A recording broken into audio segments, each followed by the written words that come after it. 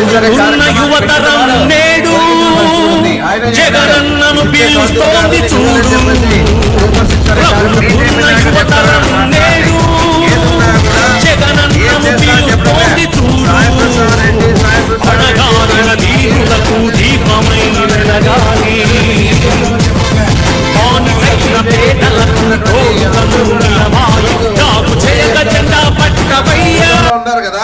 ముందు కార్యక్రమం జరుగుతా ఉందని చెప్పేసి కూడా మీ అందరికి చెప్పడం జరుగుతా ఉంది. ఇంకా 45 ఏళ్ళ నుంచి 50 ఏళ్ళ లోపు ఉన్న వాళ్ళందరూ కూడా 18,750 రూపాయలు వేసి ఈ రోజు రాష్ట్రంలో ఉన్నటువంటి ప్రతి పేద కుటుంబానికి ఆర్థికంగా సహాయం చేసే పరిస్థితి ఈ రాష్ట్రంలో ఉందని చెప్పేసి చెప్పడం జరుగుతా ఉంది.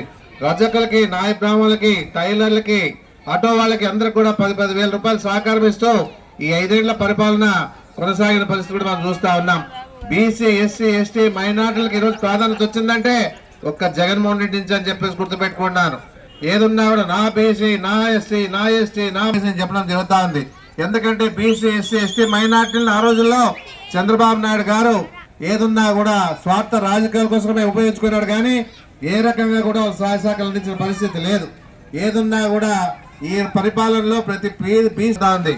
ఏదున్నా కూడా సచివాలయాలు తీసుకొచ్చినాడు, వాలంటీర్ వ్యవస్థ తీసుకొచ్చినాడు. ప్రతి పేదవాడికి ప్రతి ఇంటికి కేంద్రాలు ఏర్పాటు చేసి ప్రతి విషయంలోన ఏది కావాలన్నా కూడా, విత్తనాలు కావాలన్నా, ఏ రకంగా ఆలోచించినా కూడా రైతు భరోసా కేంద్రాల ద్వారా మీకందరికి రుణమాఫీ చేస్తా ఉన్నాడు. పొదుపు సంఘంలో అందరూ కూడా రుణమాఫీ చేసిన కార్యక్రమం ఉంది.